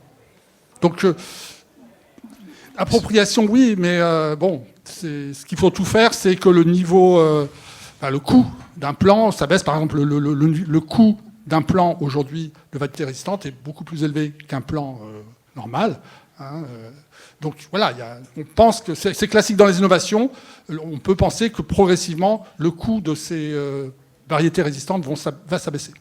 Je vais bien rajouter juste un mot. Donc effectivement, il y a une propriété, mais là, en l'occurrence, vis-à-vis d'instituts techniques avec des fondamentaux de recherche et qui ont besoin de ces financements justement pour venir derrière rebondir sur de la recherche, du développement, etc. Donc ça n'a rien à voir avec l'appropriation privée notamment des semences oléagineux, céréales, etc. Si je peux rajouter, il y a certains cépages où les organismes viticoles ont signé des partenariats avec l'INRAE et l'IFV pour qu'on puisse, nous, producteurs, contrôler et ne serait-ce que la diffusion et l'utilisation. Donc je ne crois pas qu'il y ait des risques de ce côté-là. Non. Alors, on me dit qu'en fait, on a jusqu'à 15h15. Donc, yeah. C'était juste une remarque et une question. Une remarque, c'est par rapport à l'œnotourisme. Les gîtes et l'accueil à la ferme ne sont pas considérés au Code de l'urbanisme comme activité absolument nécessaire à l'exploitation agricole.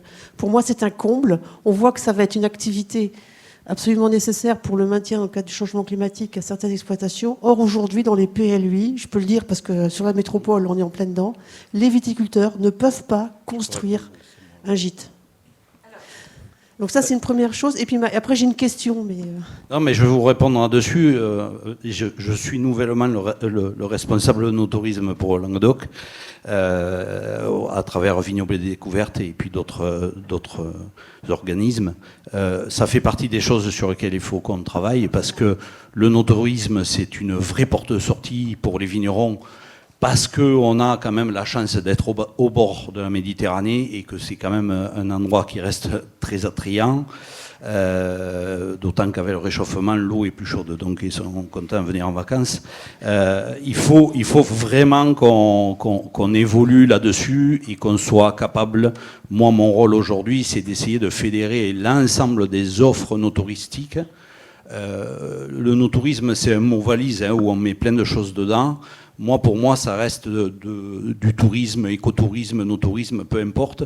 Mais rassembler tout ça et être capable d'aider la totalité des gens qui veulent partir là-dedans, parce que c'est une vraie solution. Et sur certains secteurs du Languedoc, il y a des gens qui arrivent à en vivre à 100%. Je rebondis justement par rapport à la question tout à l'heure. En effet, il y a des vignerons qui arrivent à en vivre 100%. Et donc, ça veut dire qu'à un moment donné, ils ont changé de posture et ils ont fait le choix, en effet, aujourd'hui, je ne fais plus du vin, je fais de ça. Ça veut dire aujourd'hui, j'arrache cette parcelle pour y faire un parking. Et donc c'est encore une fois toujours des choix et trouver cet équilibre sur j'ai une exploitation et qu'est-ce que je fais de chaque milieu de l'exploitation. Alors attendez, je profite d'avoir le micro et qu'il reste un peu de temps parce que moi il y a 2 questions que j'ai pas posées. Et la première c'est, on a parlé du fait que le vin augmentait en alcool. Mais on n'a pas parlé de comment on pouvait s'adapter à ça. Et donc déjà, ça fait une première question. Et une deuxième, c'est, on a parlé de reconversion, notamment dans l'oliculture. C'est dur à dire. Enfin, les oliviers, quoi, et l'huile d'olive. Mais il y a d'autres possibilités. Et j'aimerais bien qu'on en parle, juste de les évoquer, quoi. Donc, sur comment est-ce qu'on baisse le taux d'alcool, Morgane ? Alors là, il y a beaucoup de travaux qui sont faits justement pour avoir des vendanges plus précoces, pour profiter d'un taux de sucre plus bas, pour pouvoir vendanger, avoir un faible taux, enfin un taux d'alcool moins fort qu'à maturité. Donc là, c'est toujours l'enjeu. Du coup, le profil des vins va évoluer, donc le vin va avoir un goût différent. Donc, est-ce qu'on est toujours en phase avec les attentes du consommateur ? Et la question d'alcool, c'est vrai que c'est un débat sans fin qui est très frustrant parce que les consommateurs nous disent on veut moins d'alcool, et nous on dit on n'y arrive pas. Et on fait des techniques de désalcoolisation, par exemple, qui sont énergivores, où on va investir encore plus dedans. Parce que ça consiste à faire chauffer, il faut expliquer. Alors, il y a plusieurs techniques, mais il y en a, par exemple, en effet, celle qu'on a testée, nous, où on a fait un super bon vin pour les désalcooliser, en effet, avec une technique d'osmose où on a fait chauffer le vin pour faire évaporer l'alcool. Et où, du coup, je me suis retrouvée avec un vin où on s'est arrêté à 6 degrés. C'est des choses qu'on a fait pour tester. Donc sur le blanc, très bon résultat. Sur le rouge, on a eu des enjeux de stabilité après du vin qu'on n'a pas su maîtriser. Il y a une autre option qui rejoint un sujet qui nous a liés pendant toute la table ronde, c'est l'eau. Donc on a parlé de la loi un petit peu. Il y a quelque chose dans le vin qui s'appelle le mouillage. C'est de mettre de l'eau dans son vin. Le sacrilège ultime. Et en fait, moi, j'aimerais vous partager notre retour d'expérience parce qu'on a fait un test entre nous dans notre salle de dégustation pour voir quand on a fait tomber à 6 degrés avec une technique de désalcoolisation, avec une grosse machine, et pour voir faire tomber à 6 degrés en mettant de l'eau dans le vin. Et en fait, en mettant de l'eau, on a conservé tout le profil aromatique du vin, on a conservé le corps, et en fait, c'est quelque chose qui est juste qu'on ne peut pas faire. Mais en fait, si on se dit il faut qu'on invente le vin de demain, est-ce qu'on ne peut pas ouvrir cette porte ? Et ça, c'est des choses que le consommateur, on nous dit le consommateur, il n'est pas prêt d'accepter ça. Et en fait, sachez que 80% de votre bière est faite d'eau. Donc je me dis, si la bière, ils peuvent le faire, peut-être que nous, on peut peut-être ouvrir la porte et se dire, on a cet enjeu-là. On achète des vins étrangers, et les vins étrangers, ils ont le droit de faire ça. Pas les pays, les Américains uniquement, pas les pays signataires de l'OIV. Alors gardez le micro, Guénal. Parce que vous pouvez juste nous dire les autres alternatives que les oliviers. Effectivement, quand on parle des alternatives pour diversifier les exploitations agricoles, il y a un certain nombre d'autres pistes qui doivent effectivement apporter, en tout cas, leur démonstration. Les amandiers, on en a parlé un petit peu. Les pistaches. Ça n'a pas besoin de beaucoup d'eau, les amandiers ? Les amandiers, ça consomme pas mal d'eau. Oui. En fait, on a toujours l'image un peu idyllique de l'amandier du bordure d'autoroute. Ça produit 3 amandes, hein, donc c'est pas la peine de faire une production avec ça. Par contre, une amanderaie, ça consomme de l'eau. Oui. Le pistachier, ça c'est une culture. Donc il y a pas de filière ou pratiquement pas de filière en France. À ma connaissance, il y a un pépiniériste qui travaille très bien. Il essaie de monter une casserie. Il est basé en Provence. Donc pour ainsi dire, il n'y a pas de filière. C'est difficile de se lancer. En revanche, il y a une opportunité de production et d'adaptation à des parcelles qui ont été arrachées en vigne, parce qu'effectivement, et sans forcément réinstaller de l'irrigation, donc il faut bien choisir son versant, son coteau, sa prise au vent, etc. Ça, c'est vraiment des questions d'enjeu.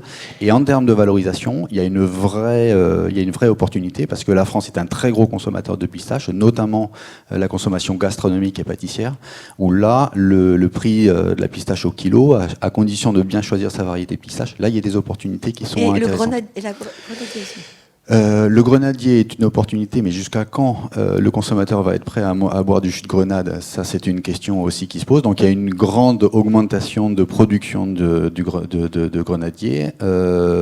C'est une plante qui consomme beaucoup d'eau également, donc il faut la réserver aussi à du fond d'exploitation viticole. Il y a des essais avec l'aloe vera, il y a des essais avec le figuier de Barbarie. Alors le figuier de Barbarie, par exemple, la valorisation, c'est la figue de Barbarie, c'est la palette pour faire de la fibre végétale pour le textile ou pour d'autres usages. Et il y a aussi l'huile du pépin de la figue de Barbarie qui se vend une fortune, mais là, il y a une difficulté de transformation réelle. Toujours. Et après, il y a 36 000 autres possibilités. Ce qu'on retient, c'est qu'il faut surtout sélectionner les plantes qui n'ont pas besoin de beaucoup d'eau. Hein. Donc, par exemple... Ce qu'il faut retenir, tout simplement, c'est qu'il y a de l'agriculture dans des pays plus secs que nous. Voilà, c'est tout. Simplement, et qu'il faut inventer l'alcool de pistache. Il ne faudra pas attendre avec les solutions annexes d'être au niveau de rentabilité. Il faut créer des filières quand même. Voilà. Et il faut créer des filières. Voilà. Juste en complément, ça a été dit, je veux dire, on est face à une nouvelle période où il y a de l'arrachage viticole. On a 15 000 hectares déjà qui vont être arrachés cette année. Il y a eu des demandes pour dans cette région, presque 30 000 à l'échelle nationale. Ça va continuer. Et donc ça veut dire des terres qui vont se libérer en coteaux, mais parfois aussi en plaine, dans différents milieux. Et donc il y a un enjeu de diversification qu'il ne faut pas louper cette fois sur ces terres qui sont entre guillemets libérées par l'arrachage.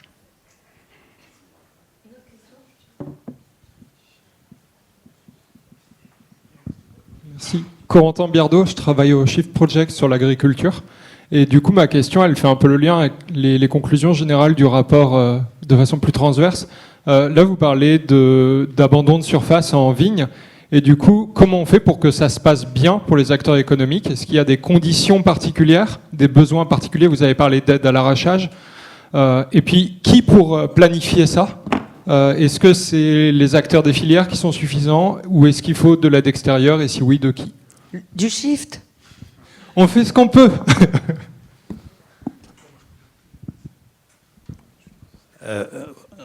Oui, il y aura besoin d'accompagnement. Il est déjà prévu, mais sur la vague d'arrachage qui a lieu actuellement, enfin qui a commencé déjà cet hiver, c'est un arrachage primé avec abandon de la possibilité de planter.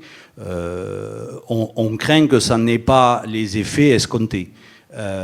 On sait que si ça continue comme ça, avec les chiffres qu'on a, il y aura une redemande de la viticulture à potentiellement arracher encore des superficies. Il y aura un travail qui devra se faire entre les décideurs, c'est-à-dire le ministère de l'Agriculture et surtout l'Europe, et puis les organismes viticoles pour voir comment on peut accompagner ça, parce que les fonds européens ne sont pas très, très en forme en ce moment, quoi. Je veux bien intervenir. L'arrachage actuel témoigne de vent contraire, puisque l'arrachage actuel témoigne d'une surproduction, alors même que vous avez rappelé en introduction, 2024 a été la plus petite récolte au niveau mondial, avec une baisse particulièrement marquée en France. Donc là, une fois qu'on a dit ça, on dit qu'on comprend rien. Donc effectivement, il y a un arrachage qui répond à un contexte temporaire très court terme, qui n'est pas celui du réchauffement climatique et qui n'est pas celui de l'adaptation au réchauffement climatique. Ça, c'est quelque chose qui est essentiel. D'autre part, les vignes qui vont être arrachées sont celles qui sont plantées sur les terres les plus difficiles à cultiver, les plus impropres à la culture, les plus faibles en rendement et celles qui sont les plus vieilles. Donc c'est aussi des parcelles sur lesquelles il va être difficile de créer de la diversification de production. Donc il ne s'agit pas, parce qu'on parle aussi, on a parlé à un moment de conflit d'usage de la terre, il ne s'agit pas de rendre une terre à une culture alimentaire, utile, on va dire. Je vais me faire arracher la tête en disant ça, par rapport à celle du vin. Donc en tout cas, voilà, il y a par rapport aux travaux du Shift Project sur quelle transition pour l'agriculture, le contexte actuel d'arrachage est un peu en dehors se positionne, à mon sens, en dehors des perspectives de vos travaux. Moi, je ne suis pas tout à fait d'accord, parce que je pense que le changement climatique vient amplifier les difficultés économiques. Donc, du coup, les deux défis interagissent, et que l'évolution, la baisse de la consommation va continuer, et le changement climatique aussi. Donc, les deux crises vont continuer à être conjointes. Après, dans les enjeux d'accompagnement, je pense qu'il faut vraiment, quand on regarde le succès de la politique d'accompagnement, de la reconversion du vignoble du Languedoc, qui était 80% du vin de table jusque dans la fin des années 80, en des vignobles de qualité, avec des appellations, des vins de cépage, des vins d'IGP, etc. On peut regarder pourquoi ça a été un succès, parce qu'il y avait à la fois des mesures incitatives pour arracher, c'est le cas, des mesures incitatives pour replanter et investir. Donc, soit on arrachait, soit on restructurait, on se reconvertait, et des mesures d'accompagnement en termes d'expérimentation, d'échange, voilà. Et donc là, on voit bien qu'il faut jouer sur tous les tableaux, et il y a un besoin d'accompagnement à la fois en termes de politique publique à différentes échelles, notamment Europe, nation, mais aussi locale, incitation, compensation à l'arrachage et incitation sur de nouvelles options, et puis aussi d'accompagnement en favorisant tous les échanges d'expériences, de solutions entre viticulteurs et avec les consommateurs. Alors, merci beaucoup à toutes et tous. Ça va être le mot de la fin. Et je pense que vous pouvez venir poser des questions.